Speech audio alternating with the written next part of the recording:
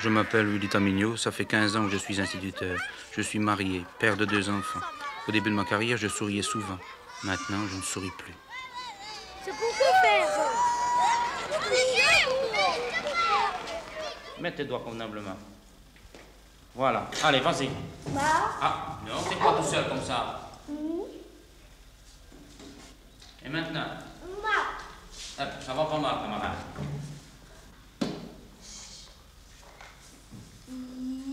Ah, tiens, recommence un petit peu. Le geste, hein? Voilà, encore une fois, allez, recommence un peu plus vite. Encore plus vite. Félicitations, camarade. Très bien. Bon, attention.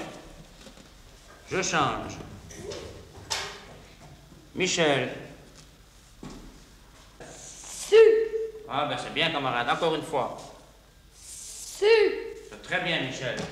Avec les gestes, hein, maintenant. Ah, et le Z, j'ai pas fait le geste.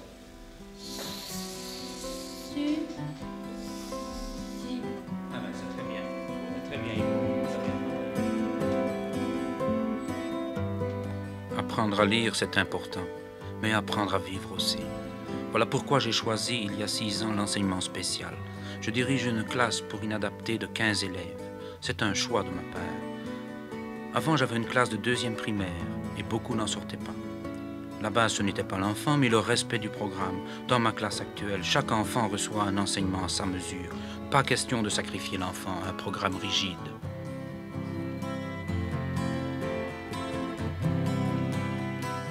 Pour qu'un gosse ait l'intelligence des êtres et des choses, il faut qu'il en ressente le besoin et le désir.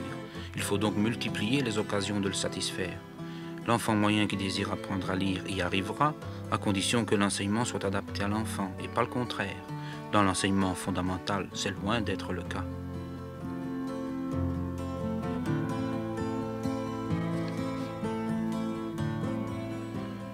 Regardez un peu. Qu'y a-t-il, Michael? C'est tout? Une tasse? Une tasse et une bouteille. Et une bouteille. Eh bien, on va dessiner une tasse et une bouteille. Pour Willy Tamigno, l'amour du métier passe par l'amour des enfants. Toute la journée, il se coupe en 4, passe de table en table pour enseigner les notions de calcul et de lecture. Sa classe est divisée en 4 groupes en fonction des niveaux d'acquisition des jeunes handicapés. Pendant que l'instituteur s'adresse à un groupe, les autres s'attellent à des exercices. L'organisation du travail est chronométrée. Chacun dans votre tête, combien il y en a? Je ne dois rien entendre. Bon, on regarde ici. On regarde ici. Regardez ce que je fais. Chut. Philippe. David. Enlève le doigt. Qu'est-ce que j'ai fait? David. Quoi 2 verres? Qu'est-ce que j'ai fait? Les enlever? J'ai rajouté. J'ai remis 2 verres. Comment écrit-on? Plus. Ah, plus. Fais-le convenablement. Bien droit, là. Il n'est pas bien droit. Regarde au tableau. Il doit être bien droit. Droit. Les choses n'en resteront pas là, les élèves évoluent et les groupes devront bientôt éclater, d'où un surcroît de travail. Pour Willy Tamigno, un seul homme ne suffit plus à la tâche. Ce qu'il faudrait, c'est une équipe.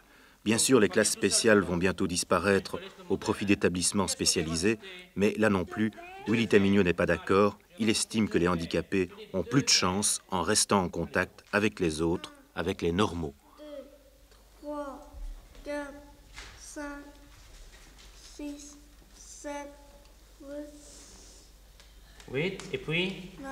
9. Bon, ça va très bien. Maintenant, qui pourrait compter par groupe, comme ça? 6, 9. 3, 6, 9. C'est très bien. Bon, en descendant maintenant.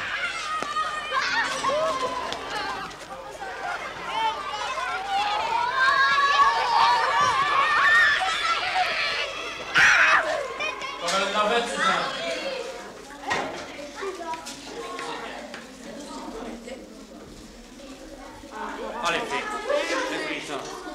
Devant-toi, Luigi. Pascal, enlève ton coude. Hein. Enlève ton coude, voilà. Et allez, convenablement. On va passer. On va passer. Allez, tu la poses sur le train. Voilà. C'est fait, allez. Personne. Ici. Personne.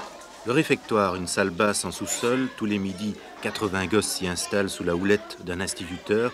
On ne sert pas de repas chaud, les enfants mangent leurs tartines, l'école offre la soupe aux plus déshérités.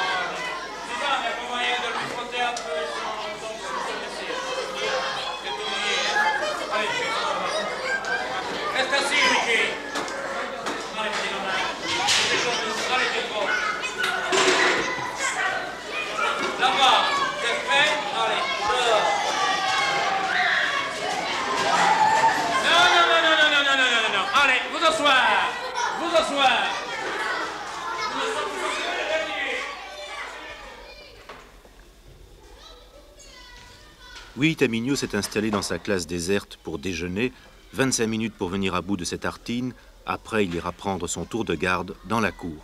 Le réfectoire, c'est un moment assez dur à passer, les enseignants acceptent des surveillances de ce type pour améliorer leur fin de mois, ils les accomplissent à tour de rôle. Paradoxalement, à ce niveau, le problème, c'est la solitude. L'enseignant ne jouit d'aucune détente, il est prisonnier des élèves et ne voit aucun adulte.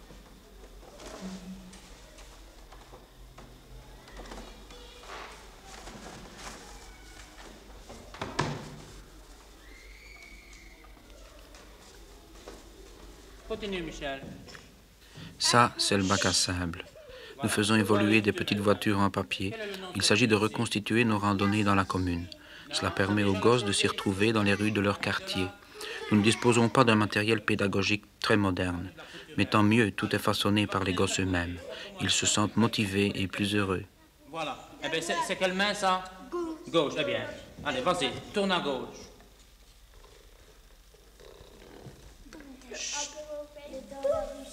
Non, mais Michel, il conduit bien, il n'y aura pas d'accident, Michel. Oh, c'est la C'est c'est le petit matériel qui ne tient pas fort. Chut. Ça. La récréation, ce n'est jamais une récréation pour nous. Aucune fantaisie. Pour les gosses, c'est une libération d'énergie. Pour nous, enseignants, c'est une faction. Notre responsabilité en cas d'accident est couverte par une assurance que nous payons de nos propres deniers. Arpenter la cour, garder les grilles ou les toilettes, c'est aussi la discipline, celle qui pèse sur les maîtres. Tout au long de la journée, nous n'avons aucun contact entre nous, aucune relation humaine entre adultes.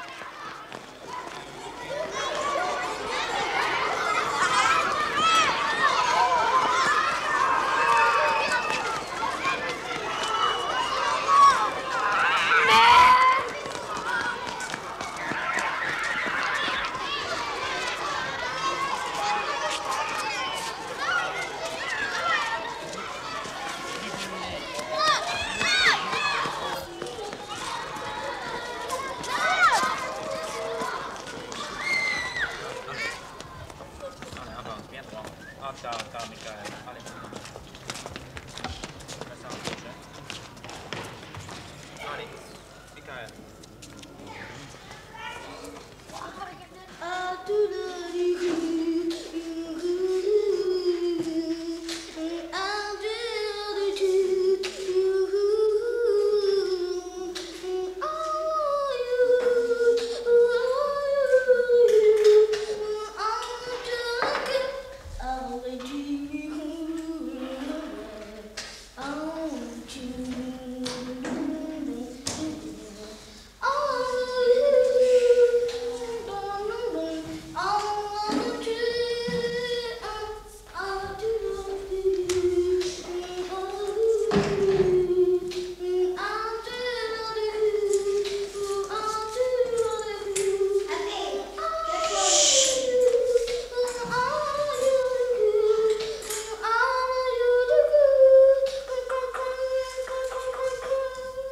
Allez, je prends le bateau.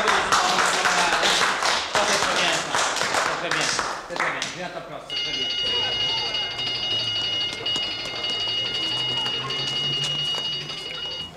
« 16 heures. Pour moi, l'école n'est pas finie. Pendant 1 heure, j'aide les enfants à faire leurs devoirs. L'étude avec les petits, c'est un peu le purgatoire. Certains sont incapables de se débrouiller. J'y retrouve l'enseignement que j'ai fui. Bien sûr, l'étude représente la planche de salut pour de nombreux gosses qui ne trouvent aucune aide chez eux. Pascal, j'ai fait 5 boîtes. Pour avoir combien de crayons? Combien de crayons? 12 crayons. Vous allez devoir installer le crayon qu'il faut dans les boîtes. Hein. Il m'en faut 12 en tout. Tu touches chaque fois le crayon que tu as dessiné. Allez, compte. Touche-le avec ton doigt. Chut. Compte. Il y a 2 boîtes là-bas. Hein. Tu vas mettre les 12 crayons dans les 2 boîtes. C'est très bien. Bon, ça va, Pascal. 6, 7, 8, 9, 12. Ah non, 9 et puis après 9. Chut, devant toi. 10, 11. Oui, oui.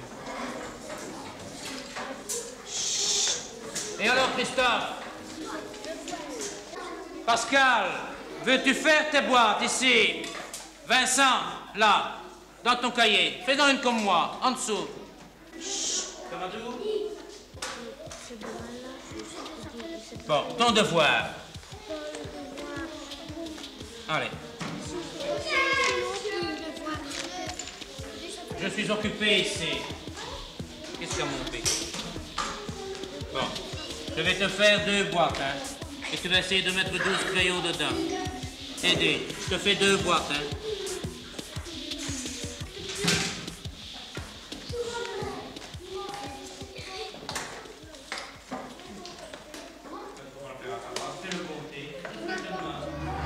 Avancez, avancez.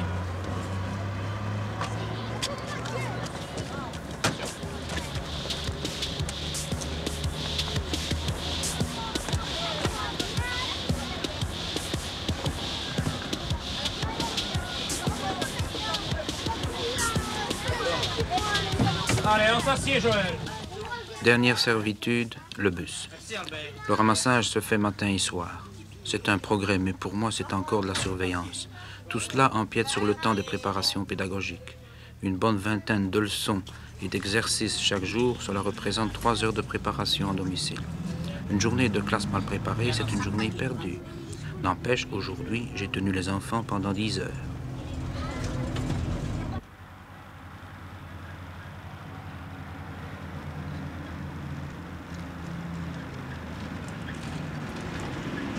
Le traitement des enseignants ne permettent pas d'élever décemment une famille. Regardez ce que je dois faire pour pouvoir élever la mienne.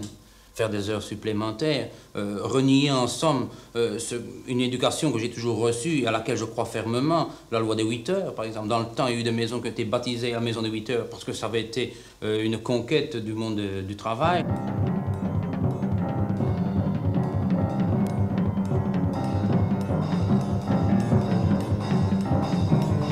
On peut véritablement parler de déconsidération de l'instituteur.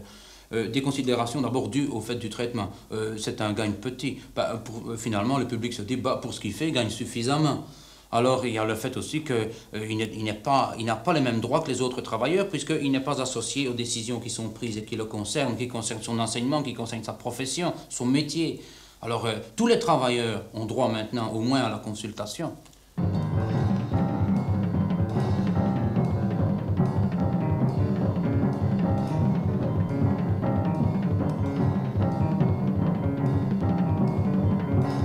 L'enseignant voit les problèmes tous les jours. Tous les jours, il côtoie des enfants qui, en somme, ne se réalisent pas dans les structures actuelles de l'enseignement. Tous les jours, il voit des enfants qui sont brimés par nos structures actuelles. Et il a des solutions à apporter, l'enseignant. Je ne dis pas que ce sont les meilleures solutions, mais elles doivent être discutées. Il faut se concerter, il faut se voir, il faut essayer qu'il s'en dégage tout de même une solution où on tienne compte véritablement des problèmes de l'enfant.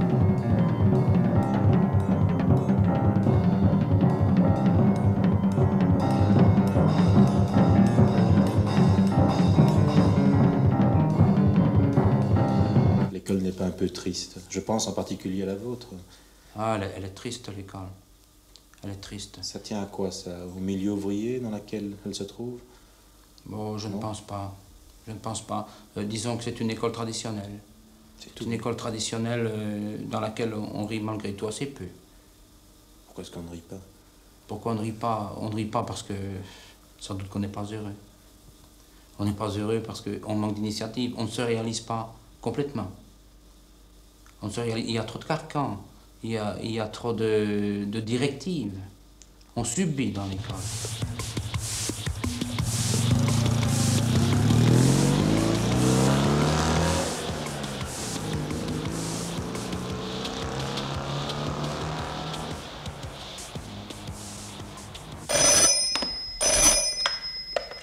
Allô, secrétariat, Institut d'enseignement technique Morlanway? Oui. Ah, c'est bien possible. Ben, je vais dire de le noter au tableau, c'est eux. Merci beaucoup. Au revoir. Hein? Au revoir. Merci. Au revoir. Bon, là, maintenant, Willy, il faudrait prendre la feuille 14, hein, dans celle que vous avez recopiée. Là. Ah, voilà la 14. Hein? Il doit y avoir une erreur avec quelque chose. Après l'école, Willy Tamigno se rend à Morlanway. 2 fois par semaine, il consacre sa soirée à une besogne administrative. À la 3e heure. Disons que c'est une nécessité. J'avais acheté ma maison il y a 5 ans. Alors je me trouvais uniquement avec le traitement d'instituteur. Ma femme ne travaillant plus, 2 enfants élevés, enfin un en ce moment-là, puis il y a eu un deuxième. C'est tout à fait impossible avec le traitement d'instituteur. Alors j'ai essayé de trouver quelque chose. Et il y a 2 ans, j'ai trouvé ce travail-ci. Le traitement d'instituteur est donc insuffisant Oui, au départ. tout à fait insuffisant. Le Pour vôtre, élever, en travaillant seul, hein. Le mari donc instituteur et la femme ne travaillant pas. le vôtre se monte à combien?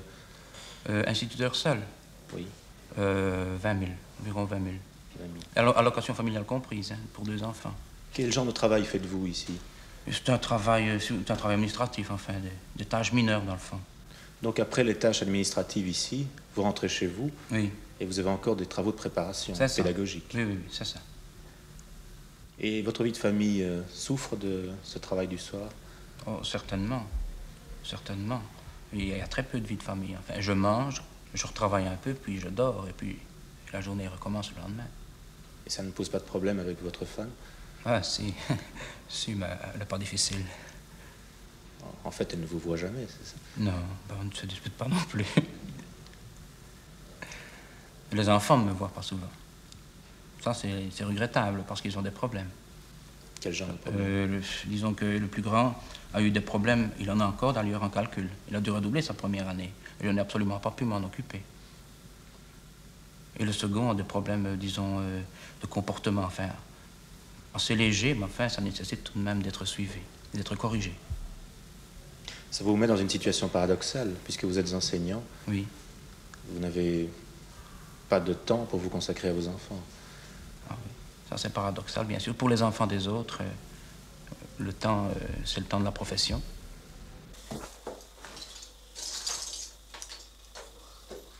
Et le papa, il s'occupe des enfants? Malheureusement, non, il n'a pas beaucoup de temps. Disons que c'est très rare quand il est ici. Ou alors quand il rentre, les gosses sont couchés, il les voit. C'est rare quand il les voit, enfin, à part le samedi et le dimanche. Est-ce que vous vivez bien? Est-ce que vous considérez que vous vivez bien maintenant? Ouais. Disons que... Oui, enfin, ça peut aller, mais c'est tout juste quand même. Qu'est-ce que c'est avoir un mari instituteur? Est-ce que vous êtes fier du métier de votre mari? Oui, ça... Parce que, je ne sais pas, il apporte surtout ce qu'il fait pour le moment, oui. Je sais bien qu'il le fait avec beaucoup de dévouement et beaucoup de travail, en fait. Et vous l'aidez? Quand c'est possible. Est-ce que vous êtes heureuse? Oui, enfin. Enfin? C'est dommage qu'il ne soit pas plus souvent à la maison. Et pour les enfants, c'est la même chose aussi.